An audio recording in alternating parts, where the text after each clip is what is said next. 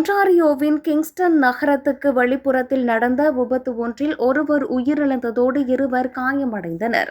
குறித்த விபத்து கடந்த புதன்கிழமை கொரோனேஷன் பவுல்வர்ட்டிற்கு அருகிலுள்ள டெய்லர் கிட் பவுல்வர்ட்டில் காலை 11:30 மணியளவில் நடந்ததாக ஒன்டாரியோ மாகாண போலீசார் தெரிவித்தனர்.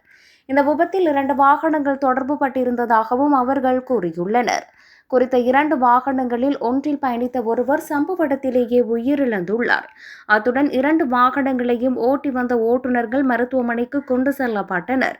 அதில் ஒருவருக்கு உயிருக்கு ஆபத்தான காயங்கள் ஏற்பட்டன. இந்த நிலையில் சம்பவம் தொடர்பான மேலதிக விசாரணைகளை போலீசார் மேற்கொண்டு வருகின்றனர். மேலும் சாட்சிகள் அல்லது டேஷ்கேம் காட்சிகளை கொண்டவர்கள் தங்களை தொடர்பு கொள்ளுமாறு போலீசார் கேட்டுக் கொண்டுள்ளனர்.